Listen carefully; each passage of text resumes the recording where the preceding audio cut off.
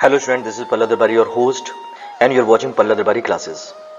This is the chapter 2, Macroeconomic class 12, Money and Banking, volume 7.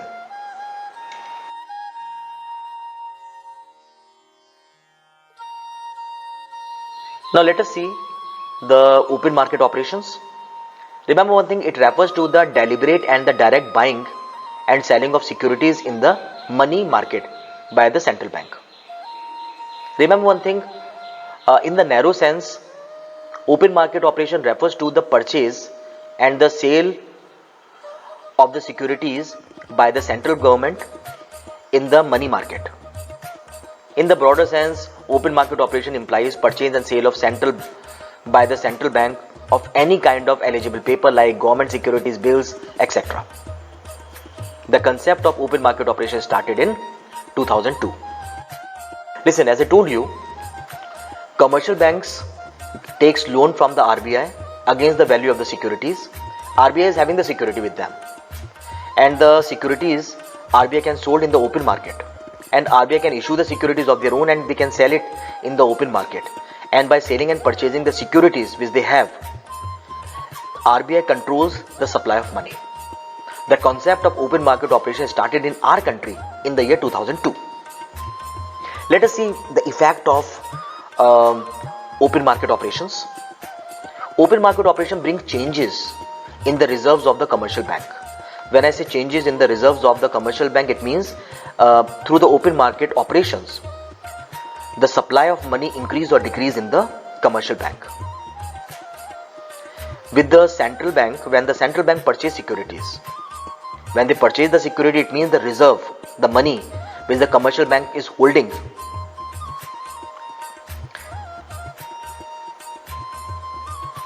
when the bank purchase, then what happens? It means that the money which the commercial bank is holding increase. Why? Because central bank purchase, give the money to the people will deposit the money in the commercial bank. So when the central bank purchase the securities, people will get the money and they deposit the money in the commercial bank, and the reserve of the commercial bank increase exactly by the same amount. And the reverse thing happened in the case of sale. Remember one thing, the bank will expand credit multiplier or expand the credit multiple times when it ultimately lead to an increase in the level of economic activity. Listen, I will make the separate video to explain the concept of the credit creation by the commercial banks. So here there is no need to go in detail.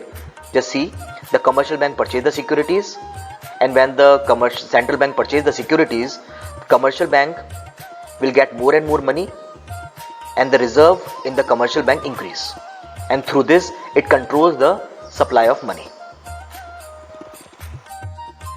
Let us see what happens in the case of the inflation.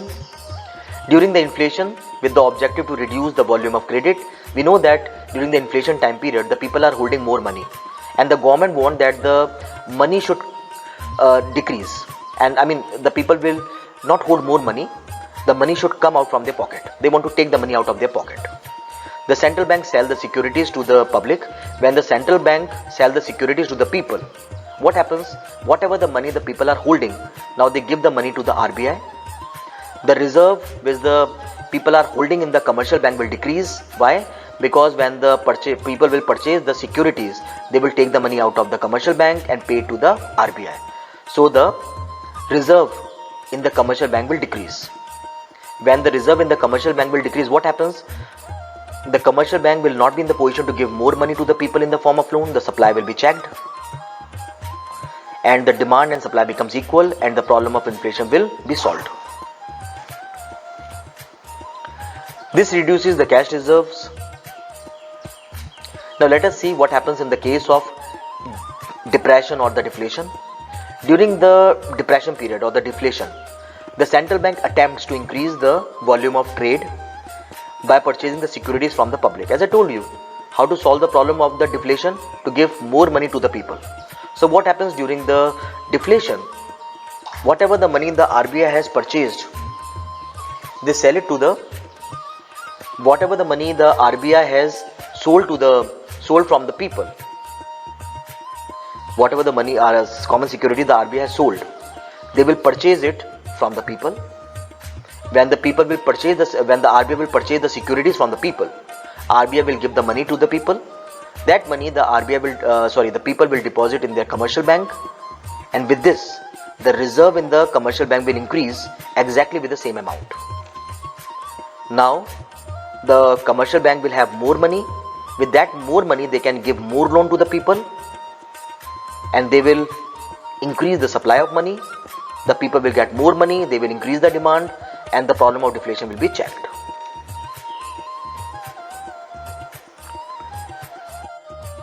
Now let us see the marginal standing facility rate. The marginal standing facility, that is MSF, is a window for bank to borrow from the RBI of India in an emergency situation when interbank liquidity dries up completely. What it means? The bank uses the marginal rate facility when they are short of finance, and for the very small time period they borrow the money from the RBI. For overnight, commercial banks take loan from RBI. The minimum limit to avail the margin standing rate is 1 crore rupees. Through this scheme, commercial bank get the loan up to 2% of the NDTL. It means through this marginal standing rate facility, bank will get more money from the RBI. That is 2% of NDTL. The day I am recording this video, the margin standing rate is 4.65%. It comes under the policy rate. Let us see the bank rate. The rate at which RBI gives loan for the longer period, that is more than 1 year, to the commercial bank is called bank rate against securities. When the commercial banks borrow the money from the RBI for the longer period, and the rate which is applicable during that time period is the bank rate. Through this, commercial banks are taking loan with the condition that after making the payment, commercial bank will get back the securities. As I told you, commercial banks borrow the money from the RBI against security. When they borrow the money from the bank against the security, they borrow it with the condition that when they pay back the loan, they will get the security back. Let us see what happens in the case of the inflation. In the case of inflation, RBI increasing the bank rate. What happens with it? It means commercial banks are now in the position to pay less money. Why? Listen, when the RBI increases the bank rate, commercial banks are getting the loan at a costliest rate. It means now they are in the position to give the loan to the people at a higher rate. When the commercial banks offer the loan at a higher rate, less and less people will approach the bank for the loan, and the supply will be automatically checked. In the case of the deflation, RBI decreases the bank rate, the loan becomes cheaper for the commercial banks, and the commercial banks will start giving loan to the common people at a lower rate. So more and more people start approaching the commercial bank for the loan. So the supply will be checked, and the problem of deflation will be solved. The day I am recording this video, the bank rate is 4.65%. Let us see the next one, that is the reverse repo rate. The rate at which RBI takes loan from the commercial bank is called reverse repo rate. It is not like that the commercial banks all the time are borrowing the money from the RBI. RBI also borrow the money from the commercial bank. RBI only borrow the money from the commercial banks just to solve the problem of inflation. So reverse repo rate will only be applicable, or this concept is only being used to solve the problem of inflation. The day I am recording the video, the reverse repo rate is 3.35%. Let us see what is repo rate. The rate at which RBI gives loan for the shorter period, that is less than 90 days, to the commercial bank is called repo rate. Listen, bank rate is for the longer period and the repo rate is for the shorter period. It means repurchase option rate. Remember one thing, for the shorter period, commercial banks approaches the RBI and take the loan, through the repo rate, the loan which they can raise is 0.5% of the NDTL. So mostly the bank uses margin standing facility rate. Why? Because through this they get more money as a loan, but through the repo rate they can only get 0.5% of the NDTL as a loan. The day I am recording this video, the repo rate is 4%. The next is qualitative measures. Qualitative instruments of monetary policy against the quantitative instruments affects the flow and the direction of the credit to particular sectors in a positive or the negative manner. The instrument which comes under the qualitative measures are the margin requirements. Margin requirement means what? It means that the value of the security against which the loan is being given. It means what percentage of the loan should be given against the value of the securities. For example, suppose the security value is 1 crore and the loan which is being offered against the security is 70 lakh. It means the margin requirement over here is 30%. Here the margin requirement is less. And when against 1 crore rupees the loan of 40 lakh is being given to the people, here we can say the margin requirement is 60%. It means that the loan is costlier here, and in the previous case the loan was cheaper. So through the margin requirement, commercial banks controls the supply of money. So at the time of inflation, the bank increases the margin requirement. It means that against 1 crore the bank gives 40 lakh rupees loan. So the loan becomes costlier and less people start approaching the bank for the loan. And in the case of the deflation, bank decreases the margin requirement. It means against the value of 1 crore, the bank gives 70% loan. It means the gap is decreasing, so the loan becomes cheaper and more people start approaching the bank for the loan. In this way, commercial bank controls the supply of money. The next is selective credit control. Selective credit control is an instrument of monetary policy that affects the flow of credit to a particular sectors of the economy, either positively or negatively. A positive aspect of credit control is concerned with the increased flow of credit to the priority sector, and the negative aspect of the credit control is concerned with the measure to restrict flow of credit to a particular sector. It means that on the basis of profitability, on the basis of the requirement, the banks gives the loan to the economy. I mean, if they feel that in this sector more loan should be given, then they give more loan on that sector and ignore the other sectors. That is called selective credit control. The next is moral suasion.